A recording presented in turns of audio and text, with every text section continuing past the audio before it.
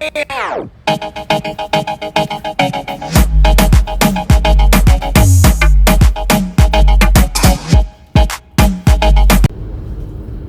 මන්ත්‍රීතුමා මේ මොකද මේ ඒප්‍රිල් පළවෙනිදා සිට කරන්ට් බිල වැඩි කරනවා කියන්නේ අපි දැනටම අමාරුවෙන් ජීවත් වෙන්නේ ගෑස් නෑ සල්ලි නෑ පෙට්‍රල් පෝලින් ගෑස් පෝලින් ඉතින් කොහොමද දැන් ජීවත් වෙන්නේ මොකද වෙන්නේ දැන් මේ තියෙන වාතාවරණය අනුව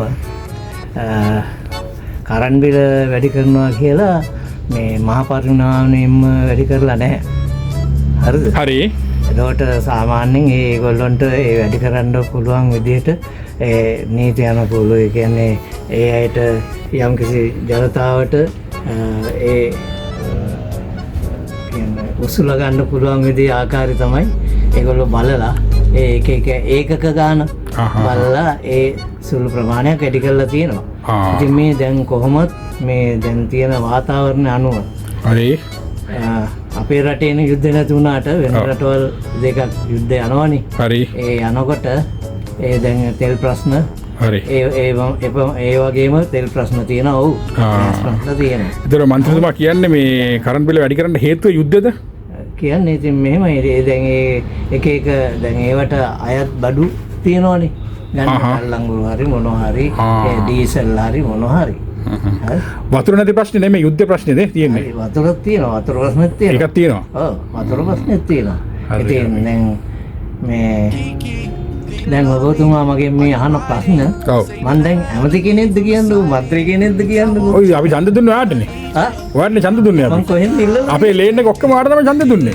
අපේ ආච්චිගේ සීයාගේ ඔව් මම ඉල්ලුවේ නෑ ඉතින්. අපි හොර ඡන්දක් දැම්ම ඔබතුමාට අපි. ඉතින් මම ඉල්ලුවේ නෑ. මම ඔබතුමා ආපු දෙයටයි මම පිළිතුරු දුන්නේ. හැබැයි නැතුව වෙන ආණ්ඩුවක් ආවා. ඒක අපි පොඩි විහිළුවක් කරන්නේ අපි සීරියස් නෙමෙයි. නාත්තල් එකට ෆන් එකට පොඩි වීඩියෝයක් කරන්නේ අපි. කවුරුත් සීරියස් ගන්න එපා. ගන්න එපා. එහෙම නෙමෙයි. දැන් ඇත්ත වශයෙන්ම මේක දැන් වෙන ආණ්ඩුවක් තිබුණා නම් මං කියන්න. මේකත් කියන්න. හරිද? රයිට්. වෙන ආණ්ඩුවක් තිබුණා නම් හරි. මෙහෙම නෙමෙයි.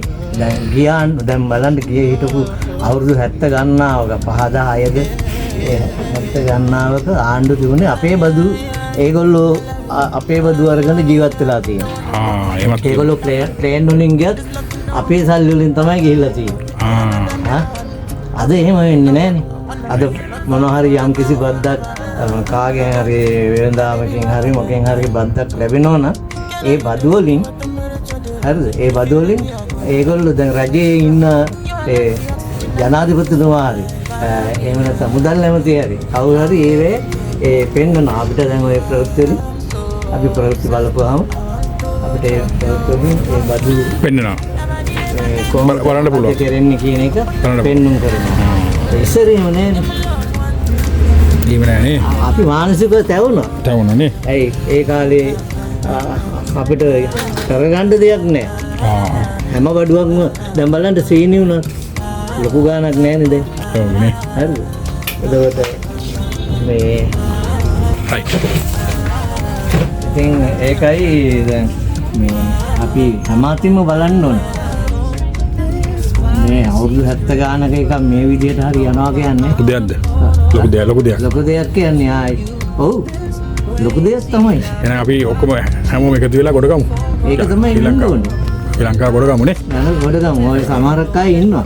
මේක දැන් මෙහෙම කරගෙන යනකොට එහෙමෙන් අදින අය ඉන්නවා. ඒ අයට ඇද ගන්න කියන්නේ. ඇද ගන්න කියමු. අපි ආණ්ඩුව කරන්න අපි මොකද මට ගාන කට්ටිය ඉන්නවා. මට ගාන කට්ටිය ඉන්නවා. දන්න ඔව්. අපි හොඳ UMP කාර්යය. හරිද? අපි හොඳ UMP. කැපුවොත් ඒ කොළ පාට එහෙම. ආච්චම්මලා අපිව වෙලේ අරයි යනවා අලියට ඡන්ද දෙන්න කියලා. අම්මට. හරි. එතකොට මං අහනවා අලියට ඡන්ද දුන්නම කොහොමද අලියා දන්නේ කියලා අහනවා. අවුරුදු 7යි 8යි. අන්න ඒකනේ. ඒකට කියනවා අලියා කියන්නේ ලකුණක් පුතේ. ලකුණක්. එහෙම කියලා දෙනවා ඉතින්. අපි ඒ ලකුණු ඡන්ද දුනාම මේ විදිහේ කියලා. අද මොන අලියාවත් මොන මේ අතාවත් මොන මේ පුටුවාවත් මොන ආවත් මේ ආණ්ඩුව හොඳයි කියන එක මම ඕන තැනකදී ඉල්ලලා කියන්න. මොකද බොරුව වංචාව නැහැනේ. වංචාව නැහැනේ. අමාරුයි කරගන්න. අමාරු නම් ප්‍රශ්නයක් නෑ කරගෙන යන්න පුළුවන්. බොහොම ස්තුතියි ඔබතුමාගේ මේ පැහැදිලිතාවයට. අලි අපි යමු. ඕකේ. ආයිබෝවන්. Thank you very much.